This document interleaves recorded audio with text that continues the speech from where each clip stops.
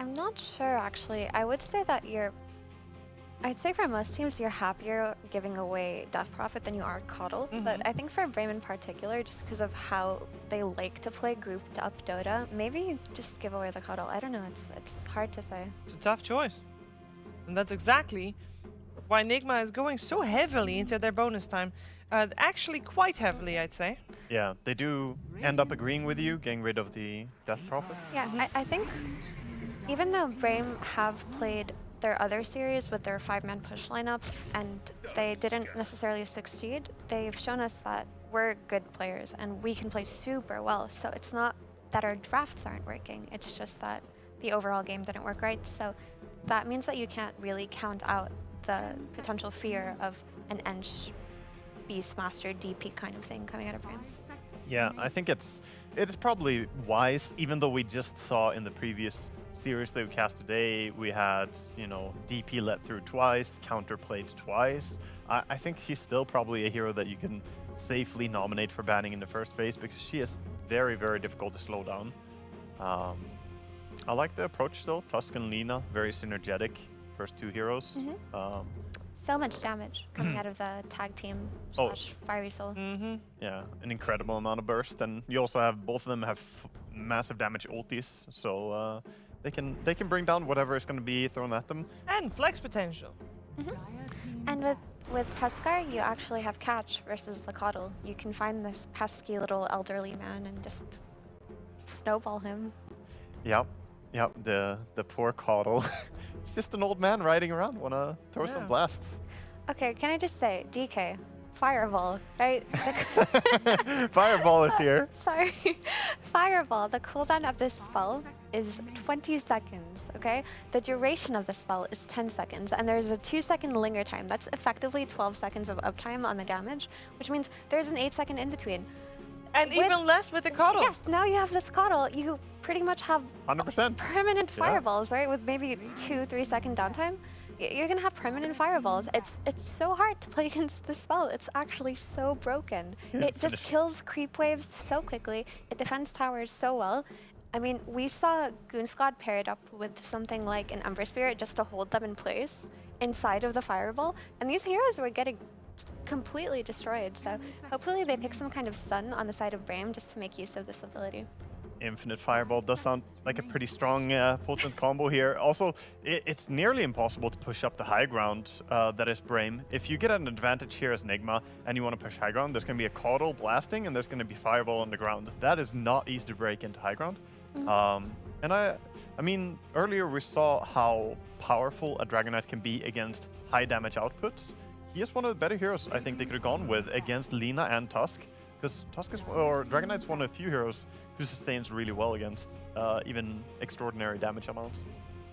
Yeah, I would say he's definitely one of the better heroes at withholding a burst coming out of Nigma Galaxy.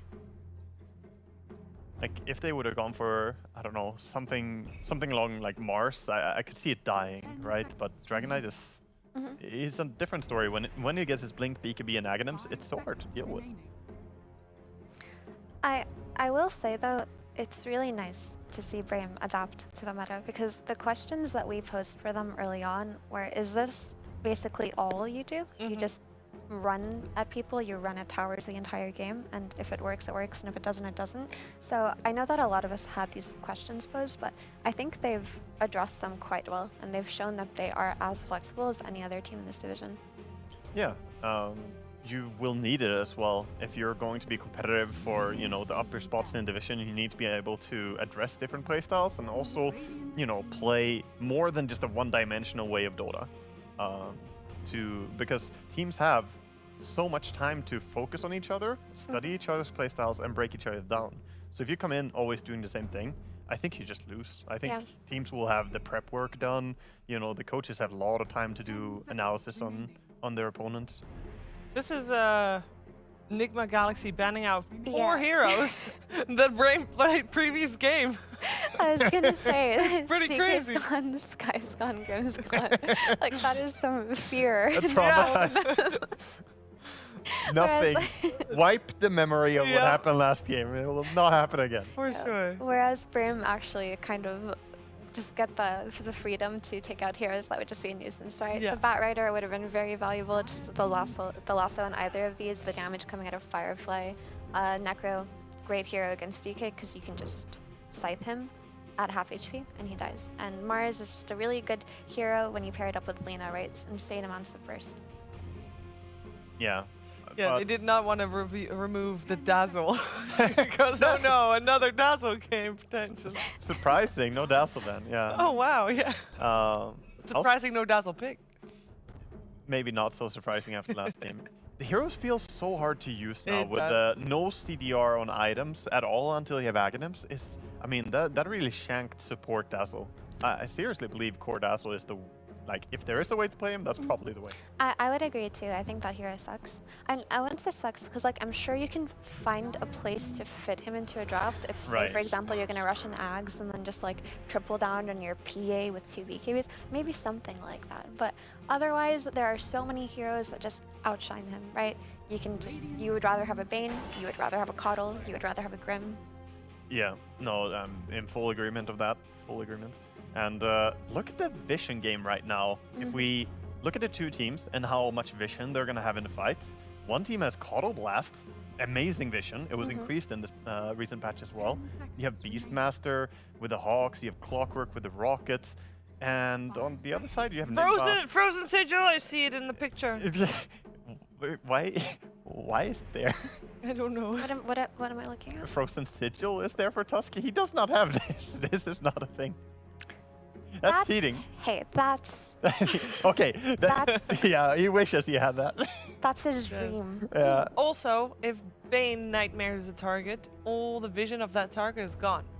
Anti-vision. Oh, anti-vision. There we go. Yeah. Next Got level. him. I think Brame's draft so far is just like looking really clean in my opinion.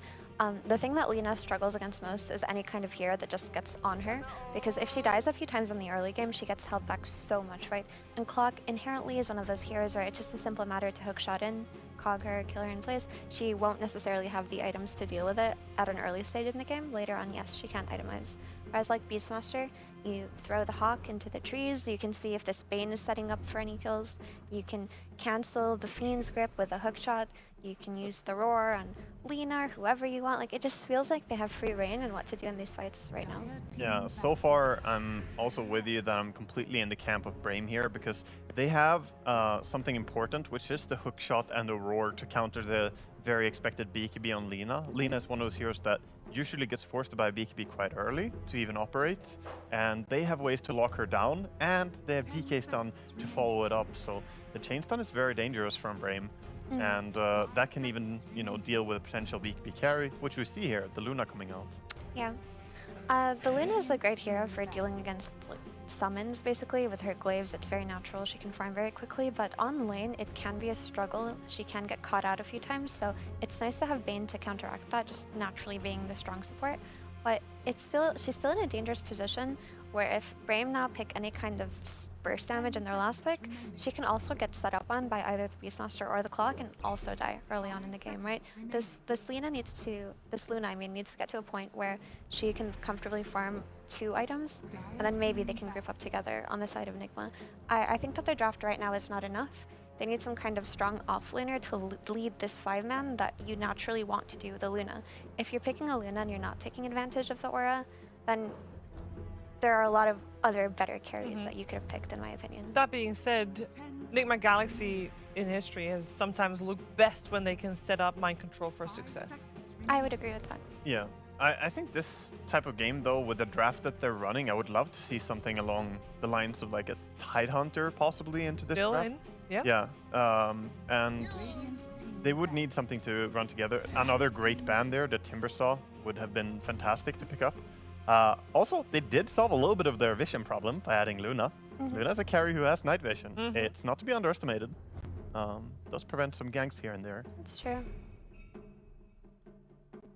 Yeah, I just feel like Brame's lineup is just so strong right now. A lot of these heroes just do so well. I think Clock, I wouldn't consider him one of the best heroes of the patch, but when you look at what he's playing against, which is Bane, who he naturally counters, and Lina, who he also naturally counters, just by virtue of being able to get on top of her. He doesn't counter her later on, but it just seems like their draft is in such is in such a good position to just hit their timings without having to worry about anything else, right? Yeah, and the Clockwork is not paired up with a Tusk. I do not like the Tusk Clockwork duo support combo. Like, we're not seeing that. We have a Caudal in this game. So nice harmony between the supports. You don't want to have them basically be the same thing. And that's the burst damage we were talking about. I mean, what kind of carries can provide that for Brame? Like, basically, I would say PA is the best one for burst, and her job is to basically kill people in that roar. Kill people in that initiation before they can get their BKBs off, right? Or while they have them. And I think she can play a great game, but this Bloodseeker pick is pretty cool. Yeah, it was a quick Bloodseeker reaction pick, and I'm a big fan of this hero. In this patch, I think it's super strong. I like to see it. It's one of the best heroes you can have in the game against PA as well, because if you rupture PA, what is she really going to be doing? Standing there and daggering people every now and then? But even so, I think that might not be enough for Nigma to make me really favor them here. I think Brame have good synergy. I really like Bloodseekers when they're picked against kind of two mobility-dependent cores, so maybe something like a PA and a Queen of Pain or something like that, and I think, wow, that's a really great pick. And I think Bloodseeker can fit into this game really nicely just because of Bloodright 2. It's going to be wave clear and defense versus the Beastmaster and the Dragon Knight pushes. But I think that Brame's draft can also pop off, right? It's just going to be a matter of execution. Anyway, I'd be lying if I said I weren't biased for this series. Like, I do want Nigma to do well. I hope that they can, but I kind of like Brame's draft. We said earlier that Nigma Galaxy, they have a tendency to do well with their backs against the wall. And last time that kicked in after 3 series. They've only played, this is their 3rd so far, so perhaps tomorrow in their series it will kick in, but perhaps it will kick in right now. And I know that is what a lot of people are hoping for, and it would be nice to see a 3rd game for a change. Let's find out what's going to happen though in this game. We're heading over to our commentary duo. It is ODPixel and Zigo. Thanks very much, Stephen. Yes, ladies and gentlemen, welcome to Game 2 of Nigma Galaxy versus Brame. Game 1 was a rough one for Nigma Galaxy. Seeing the drafts we've got here, do you think they've got a bit of a better shot? Or once more, do you think Brame's going to be able to bring in the fight that Nigma Galaxy's just not going to be able to match? You can really see that Nigma did kind of reel in their draft a bit more. This feels very standard now. You got Miracle back in the Lina. This was one of the heroes that they utilized during their previous bounce back in the last tour. Or Spartan. Early fight. If he can get out of this, he's got the cogs down. That will be enough to stop Nigma Galaxy from being able to catch him. That is one of the most farmed cogs we've ever seen in the history of Dota. Nearly all cogs, bar maybe 3, got farmed up. 4 CS there. Woo! For Nigma Galaxy. That is easy farm. Unheard of amounts of farm there. But yeah. But no, going back to the old draft arena, Nigma, very solid looking lineup. Tusk and Bloodseeker, very strong lane combo, lots of early damage. You got the Bloodseeker with the Rupture against the Yeah, you like that as a last pick here for Mind Control? Yeah, it's a cute pickup. It very much is one of those, on paper, very strong, but in the game, if the fight's a bit messier, not so clean, if you don't get that Rupture off pre-initiation and the PA's already isolated the Luna or the Lina, it could be a little bit difficult to still take that fight. But yes, on paper, winning the lanes, setting the pace of the game yourself, if you're entering every engagement with it being somewhat Nigma favored, then for sure this will be a Bloodseeker that will have a lot of fun in the game. Let's see, and the mid matchup this time. Miracle on Lina against Thug DK. I mean, how do you expect this one to go? And it's something we don't see as much, right? DK very much more on the off lane nowadays, but Thug taking it back to the mid here. Do you want the honest opinion? It's a bit boring. It's just going to be DK Lina. They both have fire spells. They both that's be true. pushing They both it out. got the fire. Lina plays on range, has some souls. DK's going to be pretty tanky. I'd be surprised if either. Spartan. Him though, he could be dying. See with this blood right. Oh, he's got the stick charges. Oh, that was a close one there. Okay, yeah, and of course, I mentioned Tusk Bloodseeker being a strong lane, but because you have the Luna, I feel like they've shifted that into a different lane and bot lane. Bringing the Tusk here gives a little bit more kill threat. If Keeper Light has overstepped his mark, you're going to have the tag team, the shards. You're going to be able to isolate and kill off. If Bane was laning down here, you wouldn't really have that same kill threat. It's a nice little change up from Nigma just to try and get the most out of the support duo. And you still kind of get the same element of what a Tusk brings to top. You just do a Nightmare, couple right clicks into then the Blood Right, and you still have the same kind of kill rate if they're out of position. And what do you think sort of the overall game plan is for Brame? You know, they saw this Luna, they take the PA. What does that sort of say to you when a team drafts this sort of carry matchup? It's very much like they identified they can defend the early aggression and then get to a point where there's PA most likely going for the Battle Fury. You get a couple more items. You see the overall concept of Nigma's draft, a lack of good control. You're just going to be trying to get that jump, get that explosiveness using the vision of Beastmaster. But overall, I think Brame, they... Awesome. Oh, this is dicey. Yeah, with right Beth a little battling bit. down here. I think why Brame was confident to pick a greedier carry like PA is because you have Keeper Light, amazing wave clear, and also DK with the Shard, of course. You know, we saw it earlier today as well with S4. Pick up the Shard, you can pretty much clear every single wave that comes down. Sakura, he get run down. He does have a Nightmare available. He'll turn. Nightmare the PA. And he's going to come out of it. And Nubito still wants to finish this kill. He's going to be diving under the tower. He will get it. First blood for Nubito. Same time down bottom, Nigma Galaxy looking for their own bit of action as they chase 11. They'll get it. They get the trade. Back on the top lane, Mind Control running down Nubito. Is there anywhere for him to jump? There is. He's able to get over to the creep wave in time. Cogs are down. Nubito, he'll be able to get out of there and survive. You knew one guy in Oh, I said it. Mind Control's still chasing, though. And actually, this time round, there's nowhere to run. So Nubito tries to go back towards the creep wave.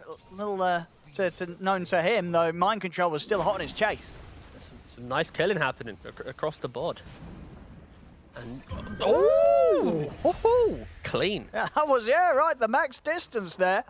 Supports on both sides again continue to get the gear. Whilst we had that going on down bottom, top lane, Kuro was able to take out Spartan. I just love Keeper Light. It's just such a stupid hero. Like, realistically, patch-wise, wasn't touched too much, but look at this. RCW's Just in constant trouble. Spam. He's got the stick charge. He'll turn with a beam, but they're just diving into the tower. They take him down. And GH, not a lot that he can do. He's got to get out of it. He just came to the lane, mate, and he's already half HP. I wasn't able to save RTW from that dive. Keeper Light, he completely breaks the construct of what Dota is, just because if you have the right heroes, you're just forcing the lane into your enemy. You're forcing it so hard that you have so much XP advantage. And fights breaking out all around the map. A big jump onto Kuro. Nightmare still on cooldown. The Blood Right will come out onto Nubito, so he's got to back off a little bit. See if he can jump back in to close the gap on Kuroki. Can't quite do so. He's going to stick to the creeps. Spartan, he's going to keep the interest of the other two. Bottom lane. Another move on to 11. This time with the tag team, they'll take him out easily. They get the kill. You know, productions of that split screen thing, we might just need to leave it permanently We're getting open. a lot going on these side lanes. We really are. Let's just keep top and bot open. There we go. Let's not miss a single beat. Beautiful stuff. All right, yeah, but this is just all-out fight. I think from Brame in top lane, it is a little bit more interesting That's that a they're deep the one. snowball. Luckily, not too deep. I don't know, mate. I mean, the 11 and Desire are going to punch back into him. They've got the shards to trap 11, and indeed, okay, it works out for them. 11 gets baited into trying to beat back onto GH after he dives close to the tower with the snowball, and it'll be 11 that ends up dying himself. Mid lane. Also Mid lane, they kill Miracle. He was trying to step over to the side. Spartan was there ready to help out and take him down. Spartan's doing... Is this the slowest ever neutral deny in the jungle? Radiant jungle... Yep, okay. He was. I will see back in action nice. what we had in the mid. Miracle trying to run away. Also, fun fact, yeah. That was 5 minutes, 5 seconds. He then spent 21 seconds trying to kill himself to that neutral camp. Look, Desire being cheeky here. Little blast from the tree line. Was able to run away in time, make sure the beam doesn't catch him, get back to the tower and behind the safety of 11. Yeah, this is nice to see that both teams kind of mirroring each other in the fight at least. Mainly the strength of Tusk and Luna coming into play here. Tag team plus the aura, a lot of stuns, a lot of kind of beat down. Dire's middle tower is under attack. Or GH. Got a snowball to play with. Other than that, not a lot of opportunities to run. Stick and Fairy Fire plus Shard maybe. Oh. He goes for the effort, but he's been trapped in. Traps himself in against the cliff, nowhere for GH to run. Could have been great. No, start of this game overall, I'm gonna give it to net win Nigma, because you look at that net worth, Beastmaster. And what about here though? This is cheating. You brought in an extra hero. Yeah, they're bringing him back up as it is anyway. RTW will be fine. Nigma Galaxy respond. Yeah, you know, early on, Keeper on Light plus the Beastmaster, a lot of chip, a lot of poke, and this is where you saw the DK try and emphasize this point in the draft, but the ultimate was expiring. It's with so much wave clear, bring a hero that hits the tower, quickly take this tower. We're probably going to see this exact play in a couple of minutes' time when the ult's back up, but it is hard for Nigma to take these defensive engagements. They won't ever have a creep wave, and they're probably going to be run at by a clock or a DK, as you see here again, like just collapsing on mid tower. You bring in one hero to try and offset the defense, and you're just being annoying. This is the name of Brame. Set up here for Desire, and he's actually still able to get around the shards. Perfectly sized. Easily able to squeeze through those. Gets himself away from Miracle, who's looking to follow up on that one. Oh, on control. They get jumped upon here. Caught in the cogs. An extra bit of blast coming out for the Keeper of the Light. He's got the stick charges, but it won't save him. He goes down. Mid lane. See if they've got the burst. Take down this DK. Tag team, it's a lot of damage. He'll turn straight away with the stun. TP's coming in. He's popping the fairy fire, but it won't save him. As he goes down, Nigma Galaxy getting away with forcing the action in the mid lane.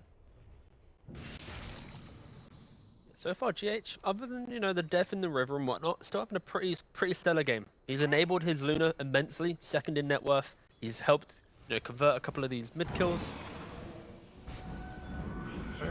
Overall, again, Nigma, they're very content, I think, with how the game's gone. Like, their lineup, if they're too hasty and they try and hit towers with the standard Luna must rotate to off lane, hit tower, this is where they'll probably feed to the clock or the cuddle, plus then maybe a DK rotation in. But they're biding their time, they're being patient, they're allowing Brame to run at them, and just bringing the heroes to go even in kills. They don't have hookshot. He doesn't have a TP though, mind control. He does have a quelling though, he can keep quelling. Oh, they've found him. Straight away, back down bottom. Right, back 11 will be found. All right, he's still got that quell, so He can keep running. he can keep running. Run down, or okay, going east. Spartan, Oh, push back west. I mean, they've got him. The crits coming in there for Nabito, a couple back-to-back, as they do take him down. Same time in the mid, Nigma Galaxy made sure to make work of the fact they knew how many of Brame were up top. So they dive behind the tower, set up another kill for Miracle, and also by the looks of it, had the ability to take this tower out nice and early here, 9 minutes in. I mean, Mind Control literally took them for a walk, right? And in that time, they take mid tower, they kill off 11 once.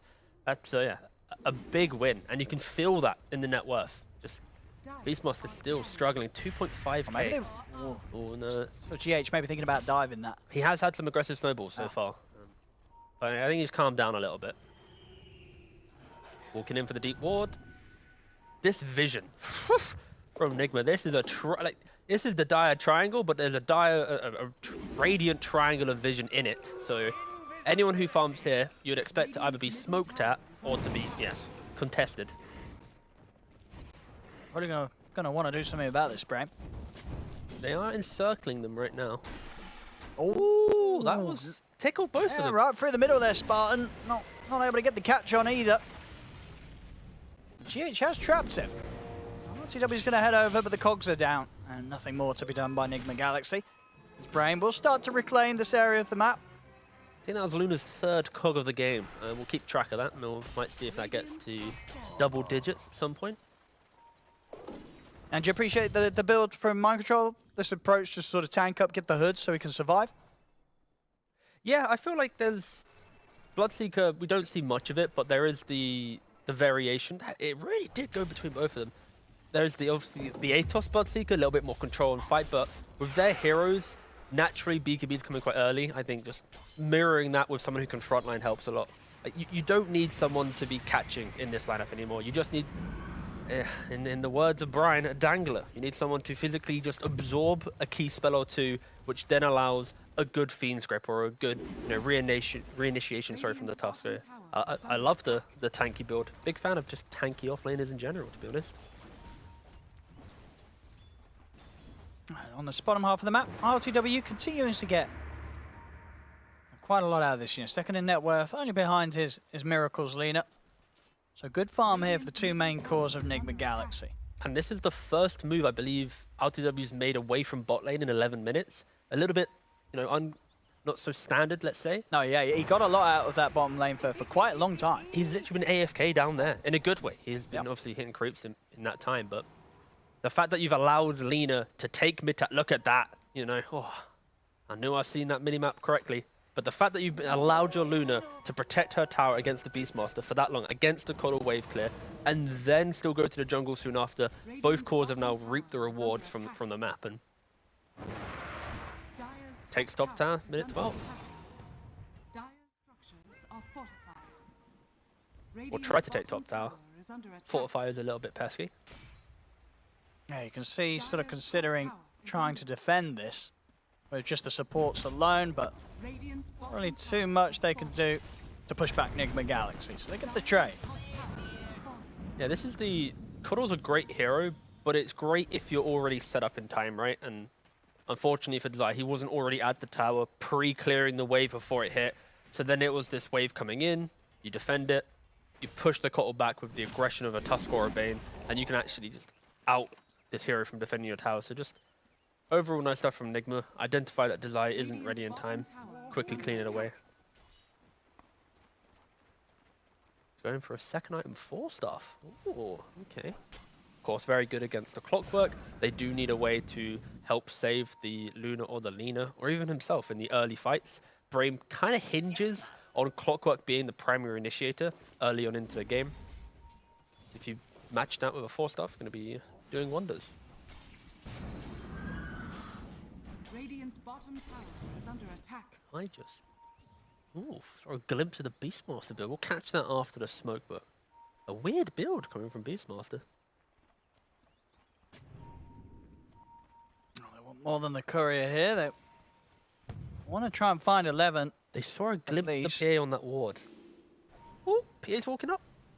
Or is there going to be any escape? There is not. Laguna Blade there have the burst to immediately take him down. Nobito's gone. Now Brame, so they want to poke back at this. Thinking about it, trying to get RTW away from their Ancients.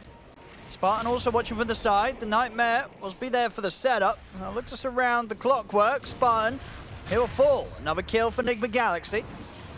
So take over this area once more and away from Brame.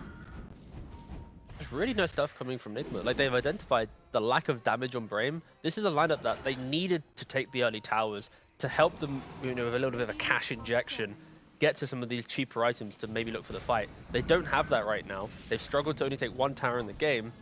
So now it's a PA with Battle Fury, a DK with just a Blink Dagger, and if we see here with the old Beastmaster, little phase drum situation. This, obviously not the standard. You often see Helm with the Overlord. I pretty much always see Helm with the always, Overlord. yeah. Yeah, this is quite a... He wants to get amongst it, like he's not going for the Overlord where... Is there a reason for not getting the Overlord this game? Anything that you feel sort of Levin's seen and said, I want to change the build? Maybe he expected the game to be higher paced with the Coddle. Maybe he thought the lane would be a little bit stronger. He'd be connecting with his DK with a little bit more fight and pipping his step. Or he's accepting the fact that the damage isn't really there. So the drum aura could be the aura that the Helm of the Dominator often provides. The drum could do the same aspect, but again, I think he will be questioning a little bit just because the game didn't follow kind of the plan that he expected it to go. But once they're online, sure, it's still going to be the same Beastmaster. You pop your drum, PA jumps in, you take the fight. But I'll be interested to see where he pivots from here, because this, you might argue, would just be like a BKB? You wouldn't really want Blink. I'm interested to see where this goes. Like, this is just new stuff, I think. Miracle.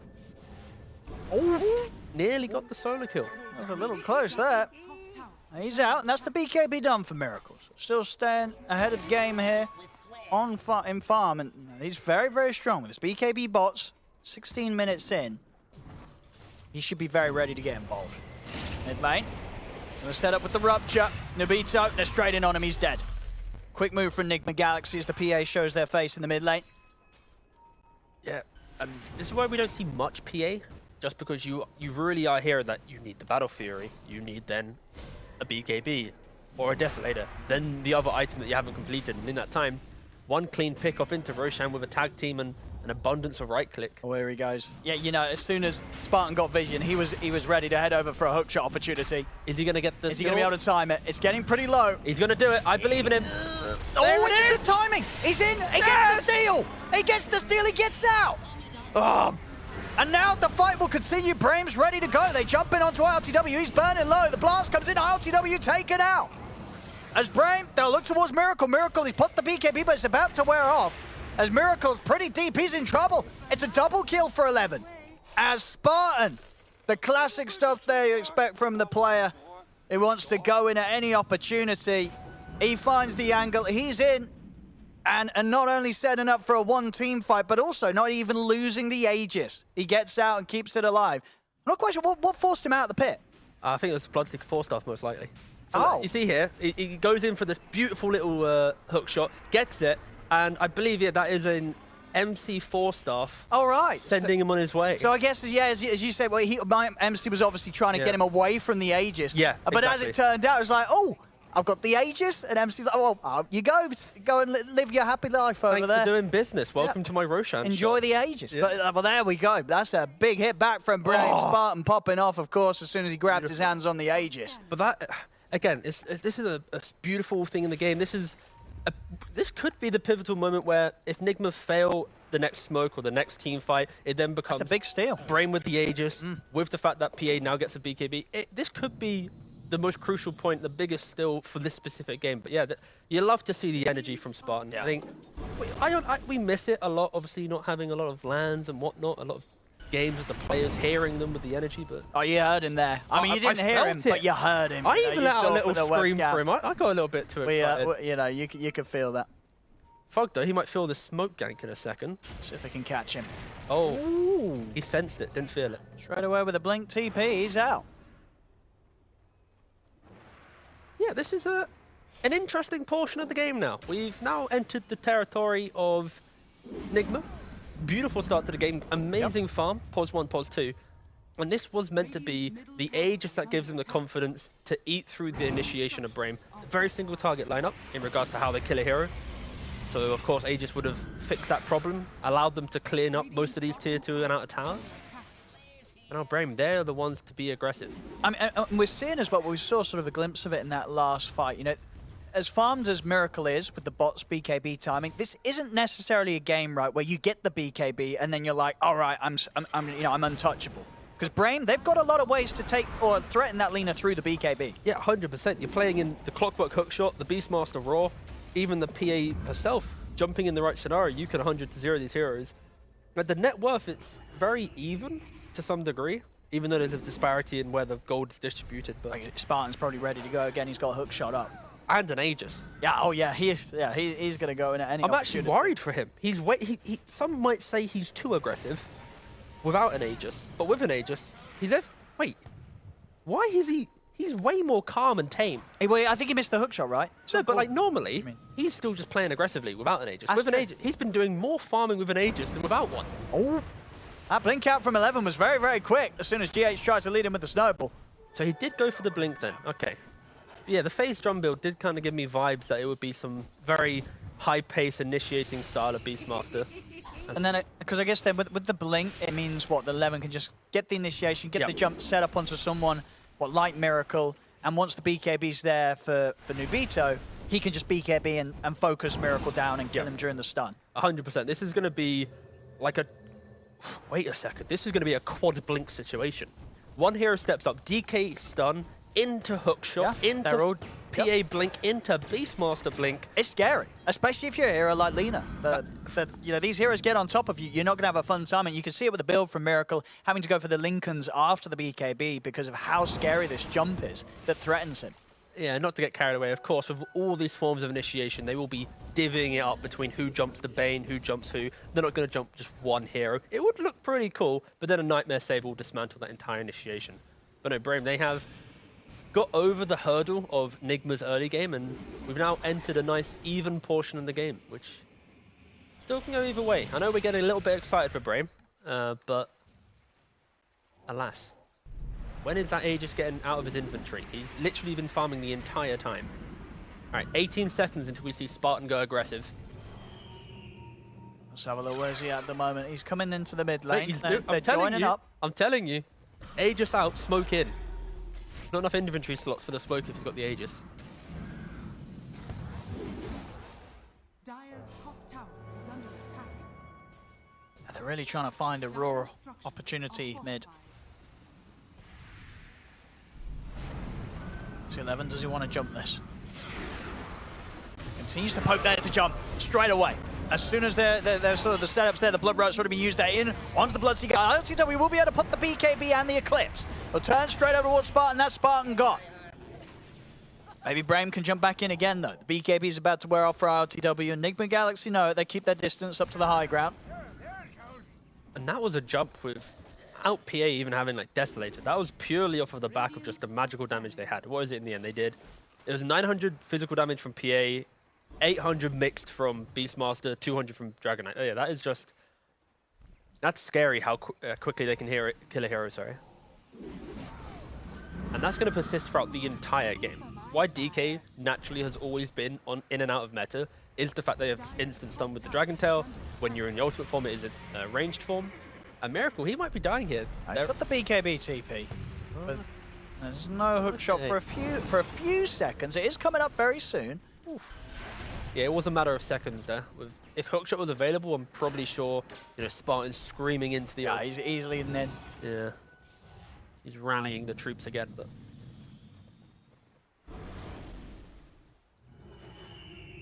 BKB soon complete on the Dragon Knight. And another smoke out from Brame. Looking for Miracle again. They do have vision on him. Spartan's ready with the setup.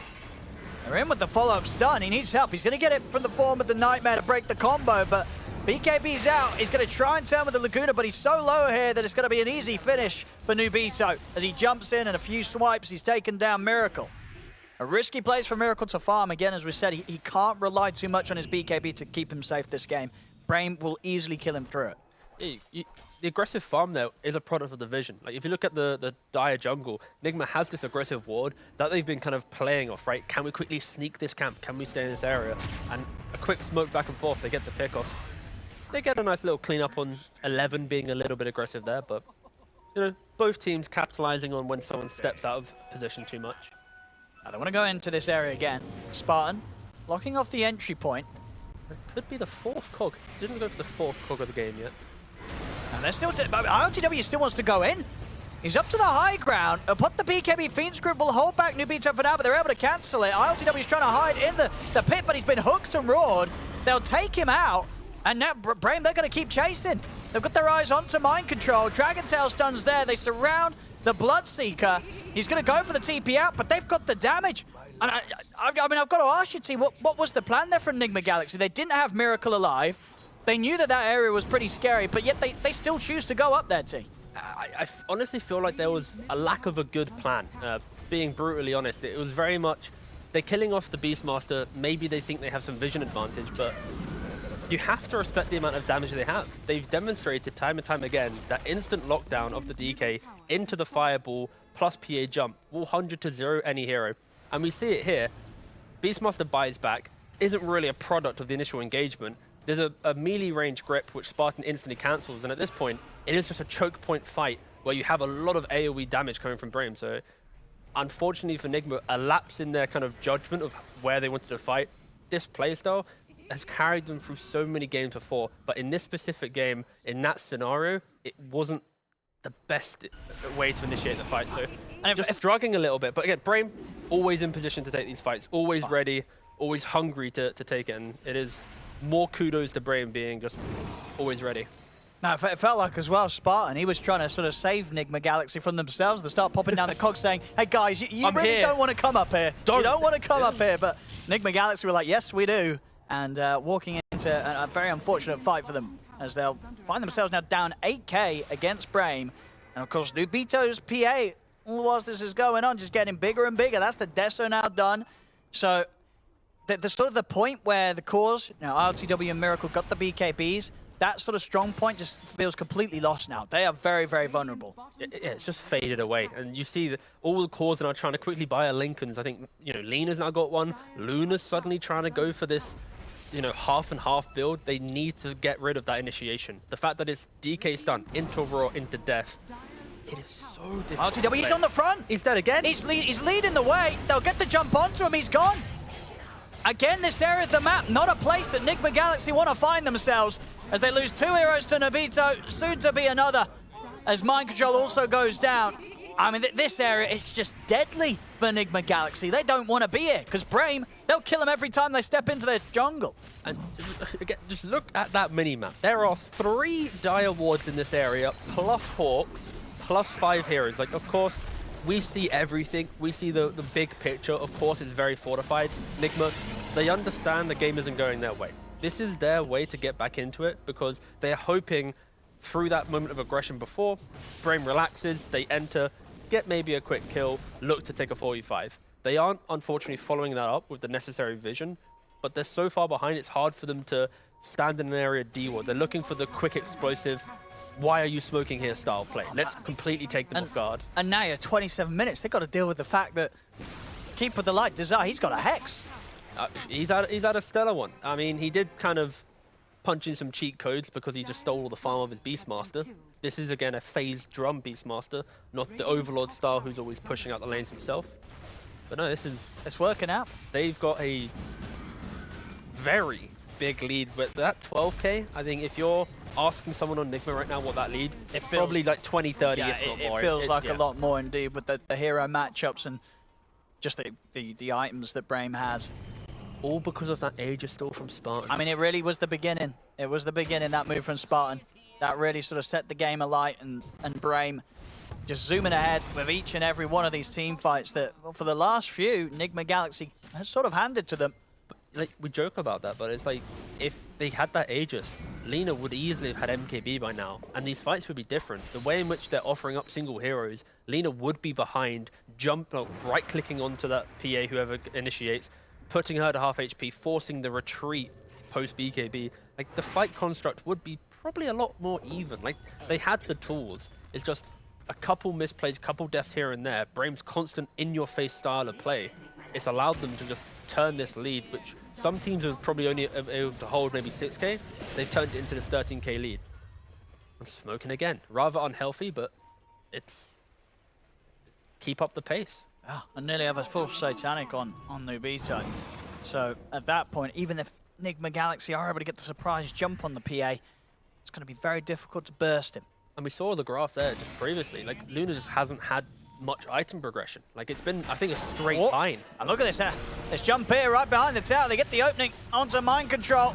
He'll be able to force to the side, but he still goes down. They trap ILTW, sometime being brought in with the snowball. He'll get the BKB off, but Nobito's just in on top of him. The crits come in, ILTW's taken out. It's 3 dead on Nigma Galaxy, and ILTW out without buyback for a full minute. As the push, it's certainly about to come in from Brame. This is easily mid-racks going down. If they want to go for more, they can. No buyback on Luna. It's free game. Take what you want. The speed they'll take down these buildings is very, very fast. The BKB is going to be popped, but the Roar's there. Buyback comes in from GH as he tries to keep Miracle alive. He'll be able to hold them off, allow Miracle to step back to the base. See. Distance being kept by Brame as they'll focus their efforts back. Oh, Spartan won't. He says, screw the racks. We're going for the kills. He's back in with the hook shot. Jump forward. They do get caught out by the Light Strike Array. Finally, Nigma Galaxy take down one of them. You know, they get the kill on Spartan, but everybody else is still fighting fit here on Brame as they're ready to continue to beat into Nigma Galaxy right up to the fountain, taking out GH. They got the mid-racks as the damage has certainly been done here. At least we got to see a moment of where the damage would come from Nigma in one of the cleaner open fights. Sure, this was like a buyback scenario under towers, but they did have the damage. Anyways, Brame, Satanic now online, Aegis still in tippity-top shape. They're going to be hitting top tower, and yeah, they got nothing to brush them away from this Look fight. at Nobito. He wants it. Yeah, he's ready to jump. Anybody stands anywhere close, he's going to commit on them. I feel he probably... he can't one-hit Kuroki. He could Oh. two-hit him. Thugs in with a jump. Dragon Tail straight away on a Kuroki. He goes down. They've got the Roar back up and the Hex. They lock down Miracle. They're in onto the Lina. Miracle will fall. Double kill for Desire. Quick crit again onto ILTW as he's taken out pretty much everyone. Just dying back to back now on Nigma Galaxy. Spartan went for the dive. What? He went for the fountain dive. He's going to lose his life for it, but of course there's still smiles around there from Spartan as he knows that this one is moments away from being in the bag here for Brame. He thought he had the Aegis. You know, he's obviously a support player. Doesn't remember the timing on it, unfortunately. But yeah, no, that was the confidence, the love of the game. Spartan really does exude all of it. He'll buy back it to join the last bit of a push from Brame. Need to be on the end screen. Need to have your little hero dancing. Ooh, up to the base again, Nubito. Still feeling strong with the Aegis. It's going to go in 10 seconds. So, okay, no. Evasion, evasion, evasion. Oh, All right, that's the Aegis. I mean, and they're ending it anyway. They're hitting the ancient. They're looking to close it up. There we go, ladies and gentlemen. GG is called. Brame, they'll take this game too. And with that, the series, it is all theirs. Some very, very good Dota 2 today from Brame. As we said, coming into this series, both teams yet to have won a game here in this league. For Brame, they're finally able to break that lose streak, get those wins here under their belt 2-0. Unfortunately for Nigma Galaxy, that loss streak will continue. But there we go. See.